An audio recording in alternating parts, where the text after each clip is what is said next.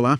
Pois é, aquele jogo na Colômbia complicou bastante as coisas pro Inter na Libertadores, né? Complicou, assim. A derrota pro Atlético Nacional deixou o grupo F, assim, totalmente em aberto. Exato.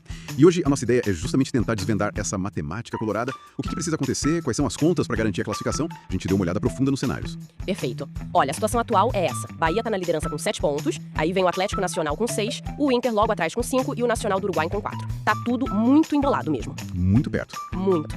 Uma coisa dá pra dizer com certeza, olhando esses números. A definição, seja pra classificar ou pra ser eliminado, só vai acontecer lá na última rodada. Só no final mesmo. Isso. Depois daquele jogo chave contra o Nacional, em Montevidéu, e depois o confronto final contra o Bahia no Beira-Rio. Antes disso, nada decidido.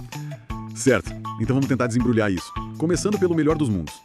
E se o Inter for lá no Uruguai e conseguir uma vitória contra o Nacional, como fica?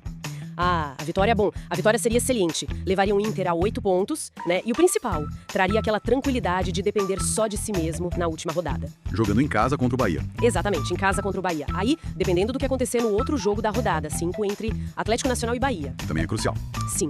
Se o Bahia, por exemplo, ganhar do Atlético Nacional, o Inter ainda precisaria vencer o Bahia para tentar ser líder. Mas em outros resultados, talvez até um empate contra o Bahia em casa já garanta a classificação pro Inter, provavelmente em segundo, mas garante. Entendi. A vitória simplifica muito, né? Tira um peso.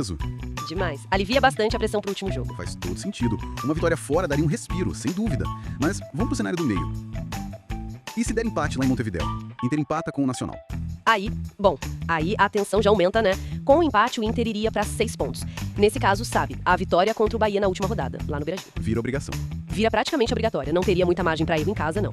E ainda tem um detalhe, dependendo do resultado do outro jogo da quinta rodada, aquele do Atlético Nacional contra o Bahia, Sim. essa classificação, mesmo vencendo o Bahia no final, pode vir direto ou pode até precisar de uma olhadinha no saldo de gols. Especialmente se o Bahia também empatar agora na rodada 5, sabe? Nossa, aí já entra a calculadora. Exato. O empate no Uruguai meio que transforma o último jogo numa finalíssima, daquelas de vida ou morte mesmo. Entendi.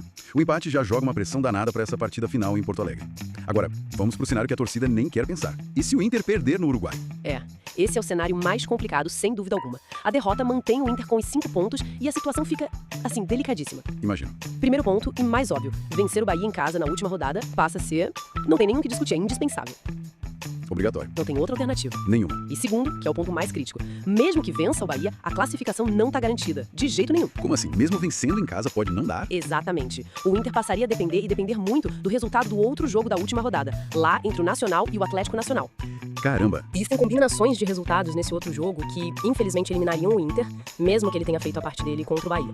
Em outras combinações, a vaga seria decidida no saldo de gols. É aquela situação de ficar com a calculadora na mão e o radinho ligado no outro jogo. Que sufoco. E tem aquele cenário que é quase bizarro de pensar. Se o Inter perder no Uruguai, mas, por exemplo, rolar um empate entre Atlético Nacional e Bahia agora, na quinta rodada, e depois, lá na última rodada, der empate de novo, mas entre Nacional e Atlético Nacional. Se o Inter vencer o Bahia nesse meio tempo, sabe o que acontece? O quê? Todos os 4 times terminariam com 8 pontos. Uma loucura total que seria decidida no saldo de gols acumulado nas 6 rodadas. Uau! Que possibilidade maluca é essa do empate quádruplo? Então tá, resumindo a ópera aqui. A única certeza que a gente tem é que a decisão final mesmo ficou pro Beira-Rio contra o Bahia lá no dia 28. É isso. Perfeito. O resultado lá no Uruguai contra o Nacional vai basicamente ditar o tamanho do drama para essa última rodada. Vai definir o nível de dificuldade, digamos assim. Exatamente essa palavra. A derrota na Colômbia, na prática, zerou a margem para erro. O jogo em Montevidéu agora é o grande divisor de águas. Ele define se essa final contra o Bahia vai ser um jogo para, quem sabe, confirmar a vaga com um pouco mais de tranquilidade. Se vencer lá, Isso, em caso de vitória. Ou se vai ser um jogo de pressão absoluta onde só a vitória interessa. em caso de empate. Exato. Ou, no pior cenário, um jogo que exige a vitória e ainda uma combinação de resultados lá do outro lado. Que seria o caso da derrota. Fica claro que o controle da situação vai diminuindo a cada tropeço, né? Sem dúvida nenhuma. E isso até me faz pensar, sabe? Indo um pouco além da matemática pura. Considerando essa pressão toda crescendo, essas variáveis, calculadora na mão, qual será o impacto do fator psicológico? Tanto na preparação quanto na hora do jogo lá no Uruguai. Será que saber que, aconteça o que acontecer lá, a última cartada vai ser em casa, no Beira-Rio, isso pode de alguma forma influenciar a estratégia ou a postura do time em Montevidéu? Boa pergunta. É algo pra gente observar, né? Como o time vai lidar com isso, sabendo que a decisão final, de qualquer jeito, é em casa.